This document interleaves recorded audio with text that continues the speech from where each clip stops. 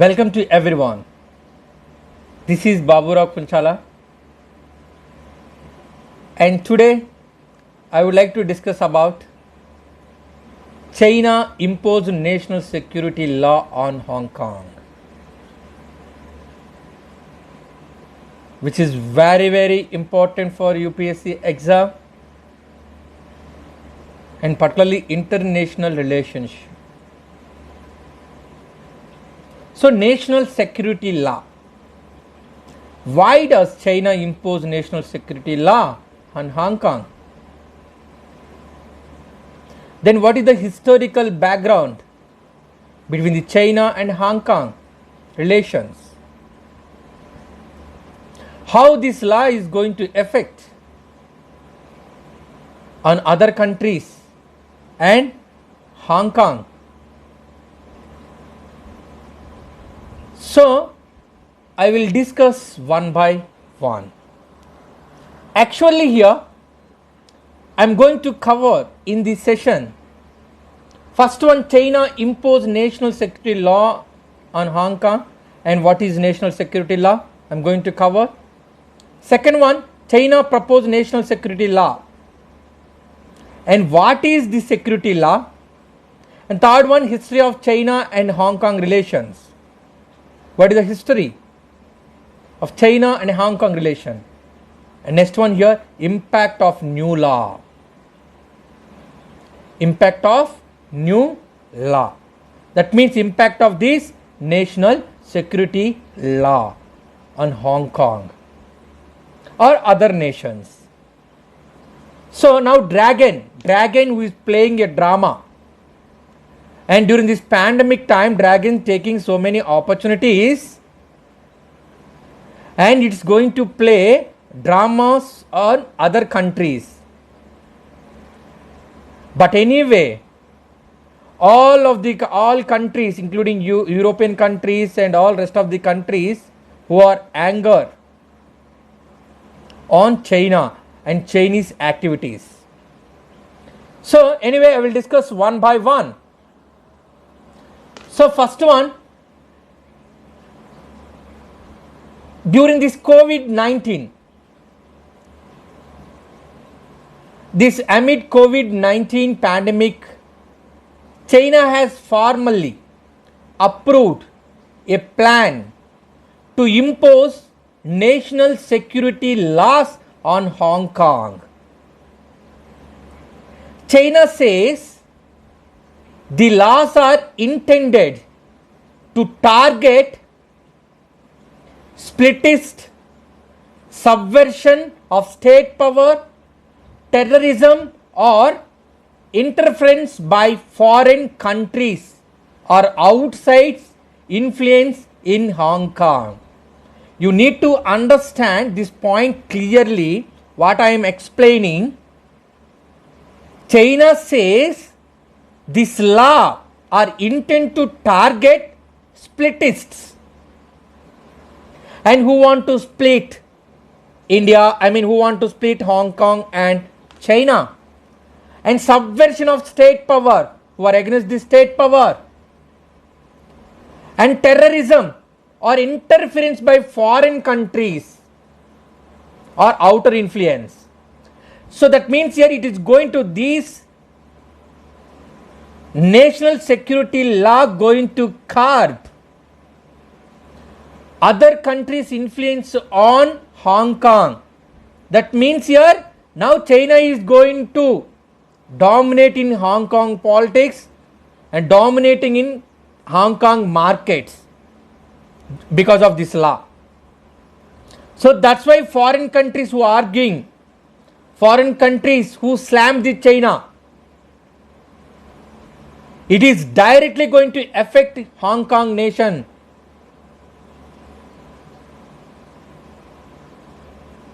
So now, what is China proposed national security law? How it is going to affect? And what is China proposed national security law? Chinese legislator has issued a draft under which China will implement a new national security law for Hong Kong that would prohibit splitism, subversion, terrorism, any behavior that seriously threatens national security and foreign interference. You can see that means here this national security law curbing the freedom of Hong Kong, and they put some restrictions on Hong Kong freedom. So now that means here that security law is now controlled by the China. Then what about the Hong Kong? Hong Kong has some special powers. Then I will discuss the history of China-Hong Kong relations. You know, to understand these legal terms in detail, splitism and all these subversion, to understand these legal terms in details, a law would make criminal any act of. Actually here, succession here breaking away from the country. Subversion, undermining the power or authority of the central government. Terrorism, using violence or intimidation against people. That is called terrorism. I mean, this law defines security norms. What is the terrorism? Terrorism using violence or intimidation against people. You know, activities by foreign forces that interfere in Hong Kong also going to curb. One part that has got people worried is the suggestion that China could set up its own institution in Hong Kong responsible for security. That means here now China is now going to set up their own institutions to control the Hong Kong. Then what happened? Automatically Hong Kong may lose freedom. So these terms have not been defined in detail, but the proposed law would probably be similar to China's national security legislations. So this now now here national security laws that is equal to the Chinese national security law. Chinese national security law basically covers whatever Beijing wants it to cover. So that means here China is passing one law to control directly Hong Kong area. First of all, you may ask the question, Hong Kong is a different nation and what about China is? Then does China have the authority to impose any law on Hong Kong? First we have to raise this question. Does China have the authority to impose any law on Hong Kong? To understand this, we need to understand history and background of China and Hong Kong relations. So, to understand this, let's dive into the topic little deeper. We will go to some little bit about the history. The region of Hong Kong has been inhabited since the Old Stone Age, and later it became part of the Chinese Empire. Hong Kong is separate dynasty. Later it became part of the Chinese Empire. You know, here to understand this, you need to understand, and this became part of the Chinese Empire with its loose incorporation into the Qing dynasty. Actually, Hong Kong was ruled by the Qing dynasty, but dynasty lost this territory, then finally it became part of the China. You know what happened after that? During the Second World War, Japan occupied the Hong Kong. During the Second World War, Japan occupied the Hong Kong, and by the end of the war in 1945, Hong Kong had been liberated by joint operation of British and Chinese troops. At the end of the war in 1945, first starting of the war, actually starting of the war, Second World War, Hong Kong occupied by Japan. Starting of the war. But the end of the war, that Hong Kong was liberated by both British and Chinese troops. So, Britain used Hong Kong as a military staging point. So, Britain used, now Hong Kong came under control of the Britain. As a military staging point, Britain used Hong Kong as a military staging point. China was defeated and was forced to cede Hong Kong to Britain in the Treaty of Nanking signed on 29th August in 1842. So later what happened? China also defeated by British and forced the Treaty of Nanking. Treaty of Nanking signed in 29th August in 1842. So from here onward, China and Hong Kong also became a crown colony of the British Empire.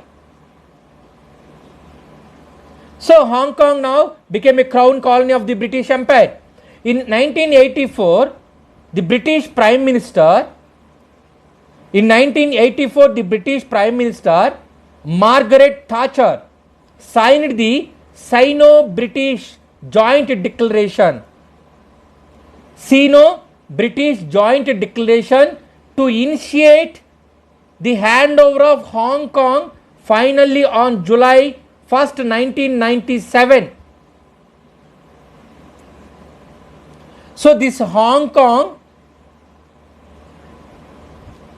finally hand over to China in 1997 July 1st, but under a unique agreement. There was an agreement signed between China and Britishers.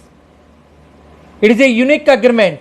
It is called a mini constitution, because a mini constitution called the Basic Law and so-called on country and Basic Law so-called one country two system principles. Hong Kong also part of the China, one country, but Hong Kong should be administrated them itself.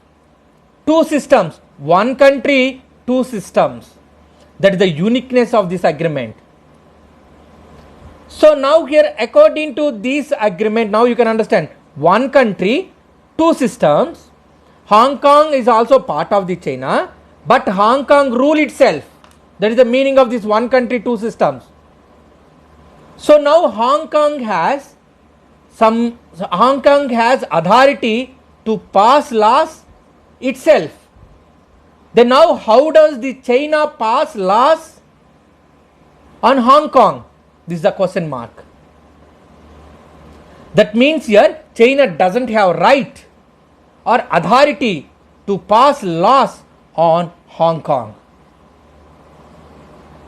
So this is a basic law you need to understand. According to Hong Kong's mini constitution, the basic law, Hong Kong had to implement its own national security law. Hong Kong should implement its own national security law. I hope you understand. So this was set out in Article 23 of the Basic Law. Article 23, which is explained about Hong Kong itself has some powers, authority to set up security laws in their country. But it is unpopularity means it has never been done. The government tried in actually Hong Kong government failed. Unpopularity means it has never been done. They didn't pass any security laws. But the government tried in 2003, but it had to back down after protests. They didn't pass. So now China says it could not wait any longer for Hong Kong to introduce its own national security law, and thus it made an announcement of implementing such law last week. Okay, they didn't pass law, but how can China pass this law? According to that, one country, two systems, it's a basic constitution which deals Hong Kong and Chinese powers relating to security laws. So now here, but Beijing did not have the authority to impose such a law. Beijing proposal violates the basic law, which states that Hong Kong shall enact anti-subversion laws on its own. So China doesn't have that authority according to basic law. So finally, why rest of the countries like USA, Britain, and all these countries, these countries slammed China because this national security law. So what is the impact of this new law? How it create impact on other countries? I will discuss. Once this law is fully imposed over the entire Hong Kong, it will create, once the law imposed over the Hong Kong, it creates a huge impact in geopolitical terms. How it create? Because, however, the Chinese and the Hong Kong governments have tried to reassure the local and international business community that the legislation will create a more law-based, reliable and stable business environment for foreign investors. The law may be particularly welcomed by some mainland Chinese investors and Chinese state-owned enterprises who hope that it will enable the authorities to end anti-government protest in the territory. Actually, the intention of the China, if they pass this law, they can set up their organization, their institutions in Hong Kong, and they can control total Hong Kong security. So they can stop the protests, and they can put end for the freedom or liberty of the Hong Kong people. So you know one thing, that is the main aim of the China. But the proposed law has evoked fears among some businessmen in Hong Kong. The American Chamber of Commerce in Hong Kong said the law may jeopardize future prospects for international business. May jeopardize future prospects for international business. You know, beyond the business community, the law might have implication for academics, non-government organizations, and news organizations. You need to understand the intention of the China. China intention here, they want to control Hong Kong. Hong Kong actually hub for world business. Almost all countries, main departments, main institutions also in Hong Kong area. So, if Hong Kong security controlled by the China, then they can easily control rest of the world institutions. So that is the dragon view. Okay, right? So now here Hong Kong people also realized, and businessmen also realized. Now if Chinese institution coming to Hong Kong, they start dominating Hong Kong businessmen and other businessmen. So this law actually useful for China and curb for freedom of Hong Kong. So right, that's why European countries and particularly Trump also, who are always suggesting, Trump also mentioned here, it is going to curb the Hong Kong freedom. So right, that is actually dragon intention. I hope you understand what is national security law. Thank you.